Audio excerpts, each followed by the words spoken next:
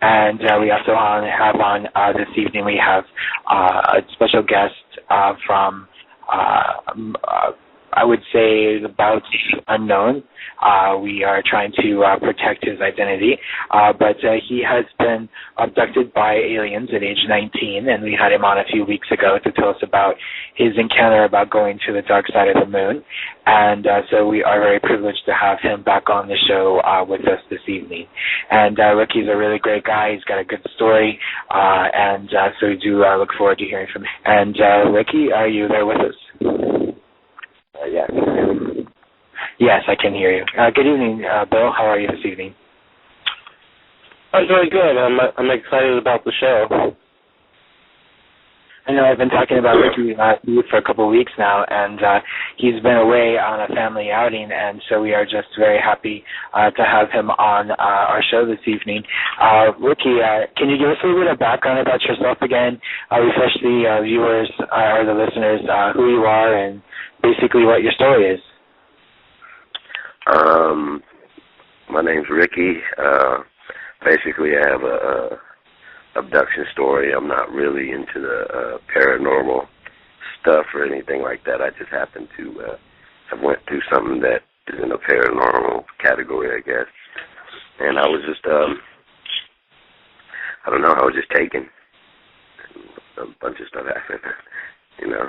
I mean, I don't know really what to say because I went through the whole story last time, and I don't know really what you want to do tonight. Yeah, I just kind of wanted you to recap that story for us, Ricky, because, you know, some of the listeners that are listening this evening may not have heard the previous show. So not really all the details that you gave us last time, but just, you know, the basic overall view of the story. Yeah, I really don't feel like telling the whole story, but I can give you a breakdown again of what happened. Yeah, please do that. That way we can. That's just for the listeners who are just joining us for the first time. Okay. Well, at 19, I was it's kind of hard to say taken or abducted because the way they took me and the circumstances that happened. I actually went to them. I walked to them, and I woke up one night in the middle of the street just walking, and they had me, it's not even paralyzed because I was walking. They had total control of me, and all I could use were my eyeballs at this time. So, like I said, they didn't come and grab me and take me. I actually walked to the craft, got in it, and they had taken me to the backside of the moon. Now, people always mistake for what I say as the dark side of the moon. I never ever mentioned the dark side, but I do mention it. It was dark when I went. But what they told me was they've taken me to the back of the moon. Went through a process there where I had my clothes stripped off. I actually did that myself again, so it's kind of weird to call it an abduction when I almost cooperated. But I really wasn't in control. But went through a whole little situation, got organized, and then I woke up in this huge pool full of this black and greenish gel. Now, it was a funnel-shaped pool. It wasn't like a swimming pool we have. It was like a funnel. It was made of some kind of shiny, very slippery metal, and when you put the gel on it, you couldn't climb out because it was just too difficult. And they kept telling me to go under it, breathe it. You can breathe it. You can eat it. You can digest it, and your waste will turn back into it. I'll be fine. They kept telling me that. A bunch of other stuff happened on that, but again, I can get back to that later or whatever. But I never went involuntarily, blacked out again, and then I woke up again, and I was being escorted by my arm. They were grabbing me by the arm, and they were taking me somewhere. This being, I call them star people or whatever, but their skin was really nasty to touch to me, and I didn't like it. So I came back, and I was going to hit him. I was going to punch him, but then I looked at him, and I was so scared of him that it was so crazy. Again, I'm just going to break it down. I'm not going to get into all the details that happened. We can get back to it if you would like to ask questions about it. But I was going to get into a fight with these guys, and some things go on, and then they actually walk away, and they leave me there in this big, dark, roundish room. And they come back, and they bring a different guy, but he's taller. and he looks at me and he tells them this is the prophet, and they leave. So I end up walking with this guy, and he's really, really nice. I end up liking this guy a lot. He ended up explaining to me the first things that's going on or whatever. He told me that they need to do some medical examinations on me. And I said, if you don't touch me, hurt me, or scare me, let's just get it done and whatever. And then they agreed. And by the time I figured out we're using mental telepathy, we were not physically talking or verbally talking. So he tells me whatever, I agree. Hold on one second, please. He agrees, and being that it was mental telepathy, I trusted them because I knew they were telling the truth. Because it's not like if you tell me something, I just got to take your word for it. I don't know. When you use telepathy, you do know. Right, so exactly. You know the truth and what's not. Right, it's the truth. So I agreed. We went through some medical experiments or examinations. What kind of medical experiments were they doing? What kind of medical experiments were they doing on you? I'll just tell you the three things that they did. Okay. And again, I'm not going to get into big details. One was they just took some skin, which wasn't even visible to the eye, whatever they took from me. Couldn't even see it. Less than a flake. And then they took out my right eyeball. They put what they told me was a monitor. They put it behind my right eye, and they took some semen. And then during this experiment, I got to witness all the things that they did. And then I blacked out again in this experience. When I blacked out, the beings were still around me, and they were talking about me. Telepathy, I could still hear them or read their thoughts. And they were talking about how I'm going to die and when I'm going to die. And I just flipped out. I stood up, and when I didn't stand up, I just sat. And I told them, I basically told them to fix me. You could fly me to the moon, you could fix me. And then this other being laid me down, and he showed me what is called life after life. And he explained, he calmed me down by showing me what happens after you pass away and what you do and where you go and what you see. So it was his way of communicating with me, showing me that,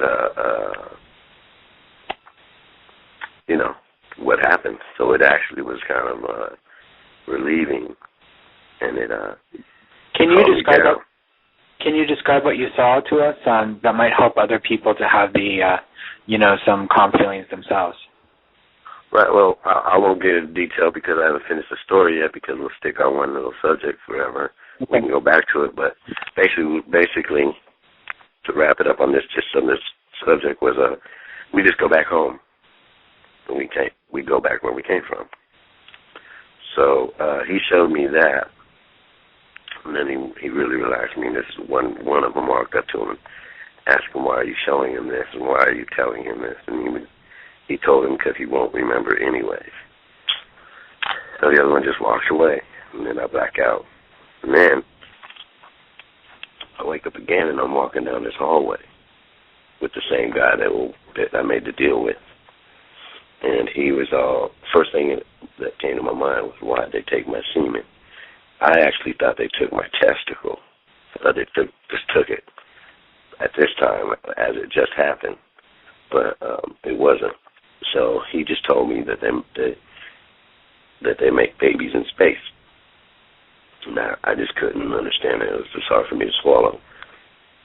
And and using telepathy is a weird way of communicating because, like, if me and you were talking and we're using telepathy and you had a question you're about to answer or ask me, or you even have, I just walked up to you and say, yeah, I'm here. And in your mind you're thinking, well, how did you get here? Whatever. I'm already knowing what you're thinking, so I'm already about to answer you before you even ask me. So right. As I'm talking about, in my mind, I'm thinking about how do they do this? What are they talking about? What are they doing? He brings me to another room, in his way of answering my question that I was asking myself, he showed me two humans that were born in space. And they were two kids, about 14, 15 years old. And they just look at me, whatever, and what's unique about them or funny about them is they won't give you any more answers than what you ask. You know what I mean? So I asked about that, and they showed me. And that was it. They didn't continue. They didn't say, well, this is what we're doing. It wasn't nothing like that. You have to ask in detail if you want answers like that, which I didn't know at that time. So then again, I'm thinking again, as we're leaving them, I'm thinking again to myself, well, okay, they got humans in space, but they're not from Earth. So what are they eating? We eat stuff from Earth. So what are they eating? So I'm thinking again to myself about to ask him if he takes me to another room. And this room has a big old cow floating in the air. I thought it was hanging from a hook or a chain or something, but there was nothing. And he's all thinking, I'm all thinking, well, what is this? What are they doing? Barbecuing hamburgers? I'm all thinking to myself, dumb stuff. I was literally thinking of an alien with a chef hat on it with a barbecue. I'm thinking, this don't make sense. And he asked me, what do babies eat on Earth when they're babies? I said, milk. He says, exactly. And then he says, what do humans eat as adults? I said, vegetables and meat. And he says, exactly. He said, they make their own cows in space, just like they make their own humans. So what they are really, the humans they make in space are what we would call first generation. Like the very first ones to ever walk Earth. Like you can just make pure humans again. And it's like first generation, if you can understand what I'm saying. And they do the same thing with cows. No fleas, no sickness, nothing. Everything's starting fresh. So it's pretty much guaranteed to work. So again, he doesn't give me more than I asked. But then at this time, I thought they were going to kill me because the cow died. So I'm thinking, this is it, whatever. And I told him, this is pretty effed up, what you guys are doing to me. And he goes, what are you talking about?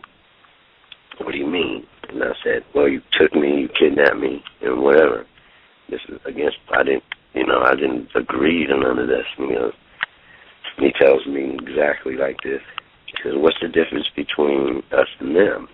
And I didn't understand what he meant. So he says, how does a tiger explain to itself when it's running through the jungle and it sees a big metal object in the air making the loudest noise it's ever heard, and that would be a helicopter? And then how does a tiger explain when it's running from this metal object, when it feels a pain in its hip, and then it just drops and only can use its eyeballs? Then how does the tiger explain to itself when the craft lands and beings come out and take a tooth, take semen, tag it, take blood? And then how does it explain to itself when all these beings just get in this craft and leave? And then he can start using his body. What's the difference between us and them, he said. And then I immediately started thinking what we do to chickens and goats and other animals. But since we're using telepathy, I knew I couldn't think that because he would see what I'm seeing. So I tried my hardest not to see it, because I felt stupid after that. Like, he's right. We really don't. We don't have a right to ask because we're worse. And that was pretty much the end of it. That makes it They kind of put us in the same category as the animals they find in the forest. That I find really fascinating. That they kind of say to us, "Hey, how are you any better than the cheetah? How are you any better than the tiger?" Exactly. And the thing was, what he let me know was, we did it all for the good of the tiger. We put him through all that for the good of the tiger. Right, to try to preserve him. When it happens to us, it's cruel. Right. Exactly. Bill wanted to ask you a couple of questions. Hold on, please. Hey there, Ricky. How you doing? I'm all right. Did they? I can't remember. Did they exactly say what the samples of your bodily fluids were? What they were planned for? I mean, I know you mentioned they wanted to make babies. But so they make babies in space. They're making children in space. Let's see. Did they mention what they needed the skin graft for? It seemed like. No, I didn't. You know what? When they took my skin, I didn't ask because I was pretty excited that it didn't hurt. I thought they were gonna like cut me open and do some crazy stuff. But when this one happened, I was like very ecstatic. And I was like, cool, this didn't hurt. Nothing happened. I wasn't even interested. I just wanted to get it over with. Then the eyeball came out. Then it started getting worse. Then I started asking about all that stuff. So. Did you get to see any of their devices that are similar to our electronic devices? Nothing up there is anything like anything we have. Nothing. Not their walls, not their lights, not their doors, not their eyes, not their skin. Nothing. There's nothing you can compare that here and there. And did they exactly identify themselves, I guess? Say who they were, or what they were? Didn't mention what they were. No, they didn't. But I know. I mean, eventually they let me know everything, the whole reason for everything. Over years, So at times, I mean, during this experience, you probably felt very calm. Maybe at 2 times I did. I was always on the defensive and pretty upset. It wasn't entertaining at all. And it's also taken you a lot of years to come up with, for all these memories to really, to come out. I think that's important. It took 20 years, and when the memories came back, they weren't in order. So it was even tougher. Right. And now, if you said you started to write the story down, or are you just granting us this interview? No, I've got a book going along right now, and I've got a documentary working on. Well, I haven't worked on. We haven't actually started filming, but we've been doing the Skype interviews and whatever. Like this, I'm about to hopefully do the book here next year. Well, I do look forward to reading that book when it does come out. Now, would you say that these beings have a super intelligence about them? I mean, as far as, being more advanced, not only in the fact they have, can use telepathy, but just in general? No. They're, like they say, we're no smarter than them at all. But they're just older. You would say they're, do they live longer lives than we live, or, or just older as far as the... No, they're like I'm talking about their race. Their race is millions and millions of years older than us. So if they've already done everything we've done probably millions of years ago. So they're beyond buttons, they're beyond TVs, they're beyond entertainment. Right. Now you were telling me some things that were that you had some additional information to add to what we talked about last time. So what more things can you tell us about your experience as far as, what their mission might be, what we can do to try to help, prevent us from being taken over, or what is it that you'd like to add to your story? I really don't know. There's a lot to add to it. Basically, the reason they're taking us is I've been telling people for years, but it doesn't seem like everybody wants more. That's too simple of an answer. That's not why. They must want to eat us. They must, it's just people aren't satisfied ever with the answers. So sometimes it gets repetitive and boring. I get bored of it because people don't really care. But a lot of people are worried about us. Like you're worried about you. You're worried about you. I'm worried about me. When none of us give a damn about our children's children or us as a whole, if we're still going to be here, and we're not really realizing how close we are to this being gone, to wasting our opportunity, and they know this. We live on one of the best planets and one of the most what's the word I'm looking for? Inconsistent planets. It's not always the same for millions and millions and millions of years. This planet changes climates, changes axles or positions. It changes a lot over and over and over again. So us as humans, this race that we live on this planet, we don't adapt too well. We're also really individualistic, where we only care about ourselves, so we don't last as long as they do. They work together. We don't work together. We like pretty walls and pretty pictures. They like to live, and they like to just continue living and making sure, and doing the best to make everything better. We're nothing like that. So basically, they're taking our semen and stuff to make pure humans, which I call backup humans, who are here to, they're basically here to repopulate the planet when we become extinct again. If it takes 1 million years, if it takes 100,000 years, if it takes 30 million years, whatever, they'll always be ready. So, Ricky, could you tell, or does it appear that their lives are any easier or harder than our life that we have here on Earth? I would say it's easier. I'd say it's easier. I would think so, because it seems like you said they basically had one type of food, that they would eat, and it was sounded like it was a renewable source. I don't know if they ate that. I never saw that, but I don't even know if that was food or whatever. I never tried to deal with it myself, but I don't know anything about that, about their food. But they're just beyond us, I mean, everything, what's funny that I noticed about them and have known and learned, everything about them is simple. Just straight simple. The simplest explanation. That's it. I guess a question.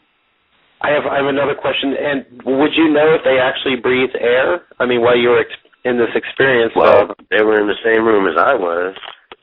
So just because you got a mouth doesn't mean you're breathing, because there's so many different creatures out there and stuff. I mean, who knows if that's why they have a mouth? I have no idea. As far as I know, they were in the same room as me. And if I'm in the same room as a fish, most likely I'm probably underwater, and I can't breathe that. So I don't know. They didn't have any mask on or anything like that, so I can't tell you scientifically. Okay. And so you said you spent some time with their prophet. We were talking before about the life after life. Can we go back to that for a moment, and you tell us a bit more about that in detail? What did you say about I spent time with what? At the beginning of our conversation, we were talking about life after life and how the prophet had shown you what life after life was like. Can you go back to that and give us a little bit more detail about that and anything else the prophet might have told you about? Well, first of all, he called me the prophet. He was talking about me. That's how. I'm sorry. Yeah, he called me that. I thought he thought that was my name or something. So when the two beings were mad at me, and they brought him back in to take care of me, whatever they were going to do, he looks at me and he says, "This is the prophet." And then he looks at the two, and they just leave, and then I walk away with them. So just to clear that up, he didn't say he was a prophet. I never got his name. I never got any of their names. I see. Okay. So can you talk about the life after life experience? Yeah, the life after life experience is basically, he just let me witness it. I don't know if he was actually dying, but it was, to me, the only thing I can explain is falling up. It was like falling up fast, just like you would fall off a cliff, but up. And it's just, you weren't in no physical form. There was no body or nothing. You just fell up. And then you go home. Now, home is where everybody's at. Home is where everybody you've ever loved. Home is where everybody who's ever loved you, and they're usually waiting for you. And there's places you can go. There's things you can do. It's forever, and it's better than here by far. Way more comforting and a lot less stress. Just leaving the body. What no body is, our bodies are almost probably 90% of our stress in our lives. You consider that to be heaven then, right? No, I consider home. People consider home to be heaven. I see. Okay. And did you sense anything as far as a negative force as well as that positive force? Here I do. That's all here. Heaven and hell is on earth. This is what people mistake for the afterlife. It's made up human words, and they made them up here on earth. Now, I've explained that. I can't explain to you, if you'd like me to, the definition of each one. Sure. How they showed me or whatever. Now, heaven in humans' eyes is kissing your newborn baby for the very first time, immediately after birth, holding your child for the first time ever. That's heaven. Now, it doesn't get any better than that, ever. And that's why we come here, to experience that. Because you can't touch, you can't, hold and stuff like that at home. Hey Ricky, I'm hearing a lot of clicking in the background. I don't know exactly what that noise is. You know what it is? Sorry. My daughter gave me this charm from Hawaii, and it's on my phone. Oh, I just switched gears. Sorry about that. I just turned gears. That's basically heaven. It doesn't get any better than that, no matter where you go, no matter how many lives you live. And now they say hell is also on earth, because there's nothing compared to kissing your cold, dead baby on its head right after birth. It doesn't get any worse than that. No matter where you go, you can get shot. Your mom can get killed. Anything can happen, but it doesn't hurt any worse than that. And that's hell. That's man-made. They're not man-made. They're both man-made words, but those are the experiences of heaven and hell. Home has nothing to do with that. I consider that to be hell. I agree with you. No, it is. It's the truth. Yeah, it's very sad. Very sad. So, tell us a little bit more about some of your experiences, before. I mean, you've had other experiences other than that, when you were 19. You do remember a little bit of them, but not really that much, right? Correct. Okay, why don't you tell us a little bit about some later experiences? I only had one later. Okay. And that was an experience with my son, who he was just not acting right one night or one morning or something, and my wife just came downstairs and told me, you need to talk to him, because he was just saying weird stuff. And he just started saying that some aliens came and took me, crying and all hysterical and whatever. And I just told him, what are you talking about? He said, they took you last night. And he just couldn't stop crying, so I had to calm him down and I wanted to hear it, what he had to say. And he just said they came in our backyard and took me in their ship or whatever he called it. And I said, what did it look like? He explained it, and it looks just like the one I explained that happened to me when I was 19. And I've never told him the story. He doesn't know anything about this whatsoever. I don't tell my children anything, especially so young. I'm sure they'd be scared. It's not a monster. It's not a monster story. It's a real life story. And so he tells me they take me in the night. And I said, where they take me? He said, to space. That's all he knew, whatever. So I said, then what happened? He says, then you came back. And I said, I don't remember any of this. And he's like, I came back. And I go, see, everything's okay. They didn't keep me, nothing happened. And then he starts crying more again. And I said, and I go, what now? And he says, and then they took him. Because the craft that we usually go in is really small. So I'm not saying they couldn't fit us both in there, but I don't, this is just what he's telling me. I said, and then I started to get really mad, and I asked him, what were they doing? What happened? What did you do? What they did? He just kept telling me they kept pressing on his stomach. They just kept feeling on his stomach. And whatever, they bring him back and stuff, and then he wakes up and tells the story. So it kind of relates to when they came back from my other son. They actually came into my apartment back when I was 19. What happened was they actually came up and checked on my son, and they were doing some weird stuff. But yes. How old is your son, or was he when he had this experience? I think it was 7 or 8. It was just 2 Octobers ago. Wow, recently. And another question I had about you had stated how that they pulled your eye out and put a monitor behind it. Do you believe that monitor is still there right now? And have you ever had a doctor or someone look for this monitor? No, because I think that would be the stupidest thing in the world to tell a doctor. Yeah, you're right. I would think they would probably take me right to a psychiatrist. Wouldn't even waste their time. But no, I haven't. I'm not interested in telling anybody, especially a doctor, this story. Just because I don't want to look stupid. Because it is stupid in some people's eyes, especially in like a professional doctor. Now, somebody who people have always been telling me for years, well, I know this guy, and nobody's ever brought anybody to me. You know what I mean?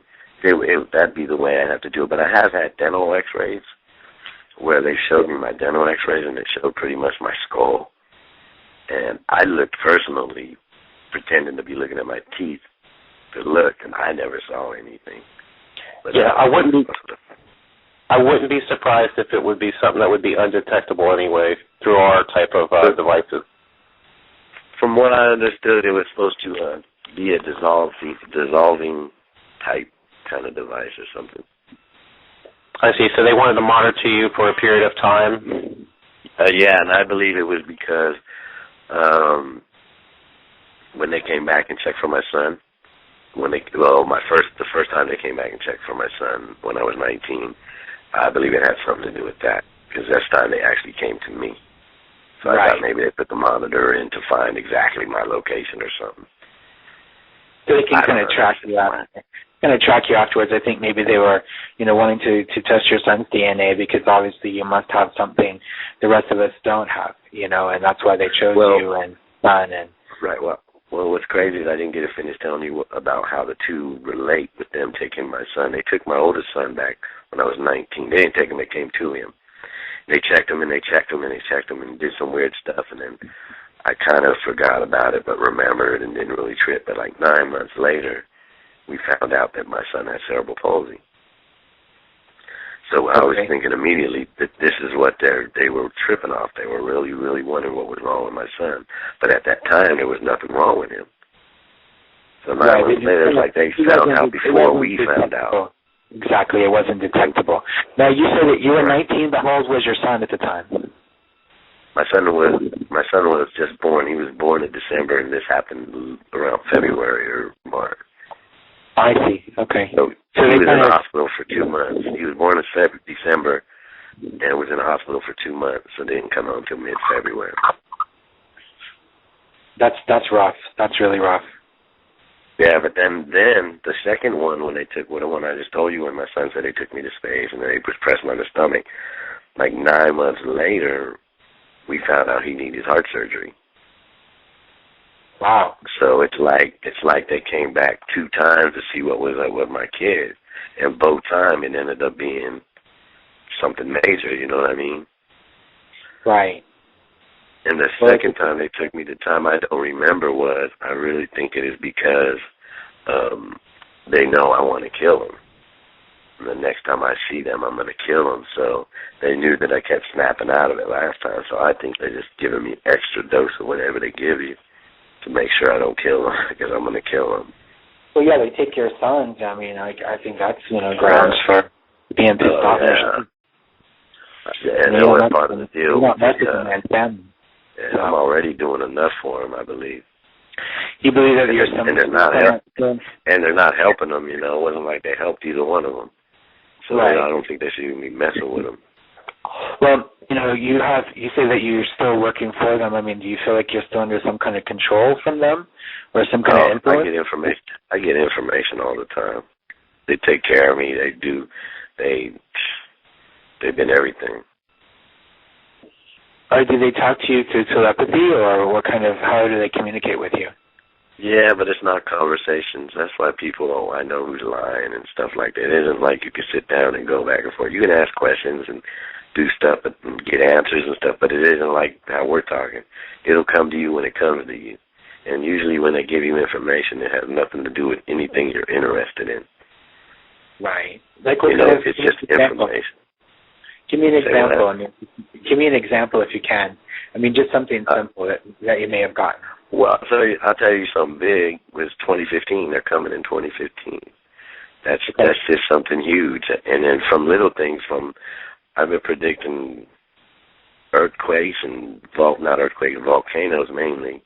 I see those a lot, but I'm what they call reluctant, because I don't meditate and I don't study the inside of me. So I don't read things quite as well. Listeners know that, normally you don't give interviews, you don't talk about this in front of your family and friends. And so we are grateful that you came on to tell your story this evening. We really are. I think it's information that needs to go out there, but most of the mainstream, stations would never have someone on like this because, it would go against their credibility. And for me, I give credence to everyone. I think that you have an important story. And there's a lot of people, after we aired your story, we aired a few other stories, and they were so similar that it was eerie for us to, host the show and listen to 4 nights of similar stories, even though you all don't know each other and you don't come from the same area of the country or even the world, and yet you still have similarities. And I think that it's important to validate that for the listening audience, simply because, there is something bigger than ourselves out there, and I think that sometimes we want to live in ignorance because it's easier to live in ignorance and then dealing with the truth. No, we're nothing. We think we matter, but we don't matter any more than a butterfly or a tree. We're just experiencing something right now. This is physical form. This isn't what matters. We're just here to experience it, and we focus too much on thinking it matters too much instead of just enjoying everything and understanding it. Do bad so you know not to do bad. Feel it. Take it with you.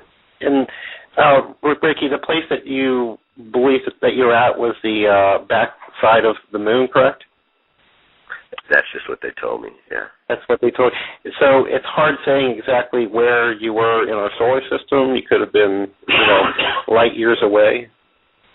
Who knows? But I seen it, though. I actually saw us when we left. When I got into the craft was black, just solid little, it was a ball. And when I got into the ball, when it took off, it turned transparent, so I could see through it. So I saw us leave the Earth, and then I saw us. We kind of like brushed shoulders with the moon, and then we went behind the moon, and that's when I blacked out for that trip. But that's what I saw. So I didn't see us go past the moon and past Jupiter and super far. It was only a 8-second ride, something like that. Wow, sounds like they move pretty fast, too. Yeah, but it's like they don't move. It's like everything else moves but them. They stand still, and it's like they bring the moon to them. It's just weird. It's just that's not how it is, I'm sure, but that's how it feels. I get it. So it's like we're in a vehicle. I mean, when you drive down the road, you feel the force of the car moving forward, but in this sense, you're just standing still and everything else is moving. Yeah. I was kneeling down on one knee, took off to the moon with no seatbelt, didn't nudge, didn't anything. Wow, that's pretty exciting. Yeah, it was very I think we talked about this the last time, but it was almost like they bent time and space.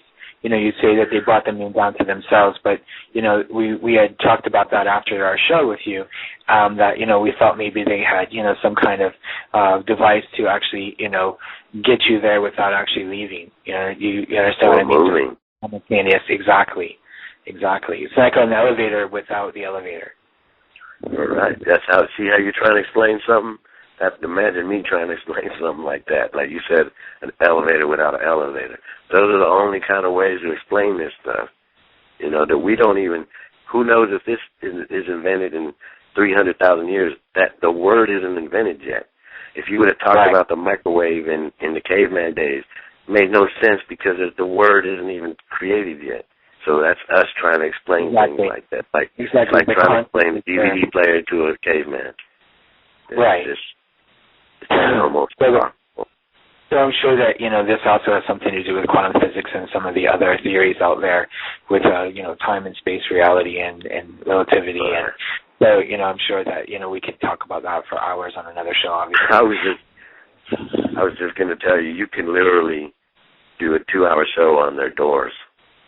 So it's no use to really focus on that stuff. I mean, we can if you want, but you're never going to get the answer. Right. I just like to get a lot of the theories out there, and that's why I've been asking you all these detailed questions, because, these are the things that people want to know about. We're just really people. We haven't had the experiences that you have, although we've seen a lot on science fiction movies and TV, and, I've told you in the previous show about my experiences, and, and definitely, Billy's a believer as well, and, so you're here amongst friends, but the more information we can get out there, I think the better to open up people's eyes as to what's really going on, and like you said, you kind of help them, but I think really, they're giving you information for us and trying to give us a heads up, and maybe that's why they called you the prophet. The prophet is the spokesperson for God, and even though they're not God, our God necessarily, they're like gods, with their perfections and with their technology and things, so at least in ancient. We're the ones that think, that stuff like that comes from gods, because the people in our ancestors said that's what happened. They had no other word to compare it with. Right. Who else came from the sky? God, angels. We know different now. We're different human beings in a different time. So I don't see. We would be dumber to be mistaking them for gods or anything, because we know better now. They did. Right. We can understand why they call them that. Right, but looking at the ancient ways of looking at things, God, came from heaven and, created man in his own image and his likeness, and, you know the Bible story, and then you look at other cultures and other stories being similar in nature, where even the Greek gods, were created man, out of nothing, Right, like what I think's funny is like the Adam and Eve thing, how they say, Adam, they created a woman from Adam's rib. They took his rib and they made instead of thinking reality, when they took the DNA from his rib, right, created another human. From that, and then when we bring that up, we're the crazy ones. But they'll believe they just yanked his rib out, and they're like, that's when they don't really, if they can understand and think, okay, now we get it. If you look at it that way, you can talk about replication of DNA and using that bone to do the replication, and of course, genetically altering it, and making a human out of it. But we don't know whether it was and that's if we use it. And that's if we do it in the human ways, because that's all we know. I'm sure they're beyond taking ribs. They could probably just take a flake, or one little cell, literally, and create a whole thing. It's totally unlimited. Exactly. Anything else that you want to share with us this evening before we close up the show? No, I don't know. I'm just here for you guys. Well, if you need questions, or my YouTube channel is youtube.com/UFO abductee. My Facebook is the same, facebook.com/UFO abductee. And I actually have a Blog Talk Radio show also, same thing, UFO abductee. So I don't know, whatever you guys need. We'll check it out. We'll tune in. One more thing. At any time, did you see them with any type of weapons, or was there a need for a weapon? No, I totally understand their whole weapon situation, and they don't need weapons. We need weapons. I see. They don't have to do anything but walk into the room, and we'll all crap our pants. We'll all run into each other, and we'll all just die of heart attacks, and that's not even an exaggeration. Their weapon is fear. Wow, I believe it. All they have to do, that's what's going to happen in 2015. All they have to do is stop, hover, leave, and then we're all going to think they're going to kill us, and we're all going to get defensive. We kill ourselves. They don't need weapons at all. And plus, they don't need weapons when they know what we're going to do before we know what we're going to do. So when you see all these videotapes of people saying, I caught one on videotape, how is that possible if they know what you're doing before you know what you're doing. Wow. I think I understand this correctly, that you remember most of this situation now, correct? Yes. And there's still maybe parts of it that you don't remember. Have you ever thought of going under hypnosis or something like that? Yeah, but again, that's just the same situation as a doctor situation. Yeah. What do I say? Yeah, finding someone that you can trust. Yeah, what do I say? Well, Ricky, I know you listened to the show, and a few weeks ago we had a hypnotherapist on the show. I encourage you to listen to the archives and give him a call. He does things through the phone as well as in person, and he's from New York City. And if you like, I'll give you a call tomorrow, and I'll give you his number. I think that would be a very beneficial thing for you. I trust him completely, as far as being ethical. And, he's a believer, and I think that would be very good, too. I would definitely listen and give them a try, but I'm not just trying to say I'm special or anything like that, but I don't think if their stuff didn't work on me, why would our hypnotist work on me? That's what they had me under. Go into it with a positive attitude and a belief of looking for help, and that's really what hypnosis is about. It's not about losing control of yourself as it is just to allow yourself to remember, and sometimes you have to be able to relax to that point, and trusting the person that, you're going under hypnosis with is the key. So, maybe we can hook you up after the show is over, but I think that would be good for you to try to get some of these repressed feelings out. I mean, all this anger that's inside of you, cannot be healthy for your soul as well as your physical body. So, this would definitely be something to look into. I can't guarantee results. Obviously, you have to be the control of your own destiny when it comes to that, but definitely will hook you up. So, Ricky, you have been a great guest as always, and, thank you again for coming back on the show with us and sharing your story again with us and adding, some really great details because, like I said originally, this is about, the listeners, and there's a lot of people out there who have gone through similar experiences who are afraid to talk about it. They're afraid to share with their family and their friends for being judged, as crazy, or, maybe they need to be locked up, or, there's, you said it all, and I think that a lot of people don't realize, exactly how many experiences are out there. You hear bits and pieces, and of course the only thing really they know about is what they see on TV, and we all know that TV is a bunch of crap. So, it's good to hear from someone who's actually been there and have something. One quick thing. Sure, go ahead. One quick thing is how you say a lot of people have been through it. When you hear my entire story, I was taken with over 50 people.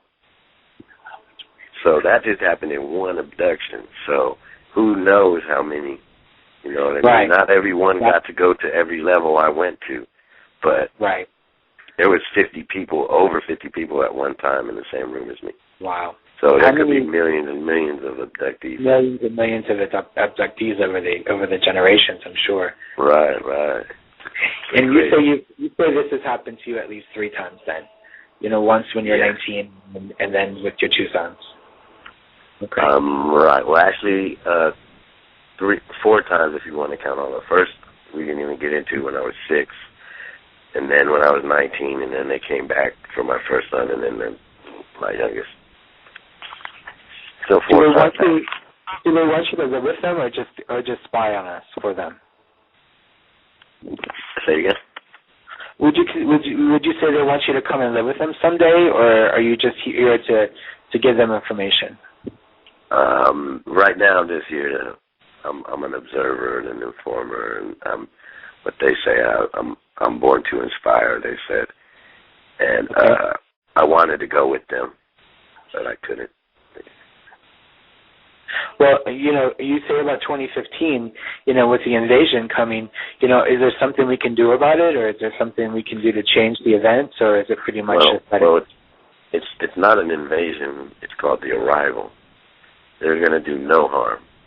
They're just here for us to realize it's time to change, and that anything is possible, and that this is the truth. And if we don't change, then we're done. Not that they're going to kill us. They're going to let us continue on our path of destruction.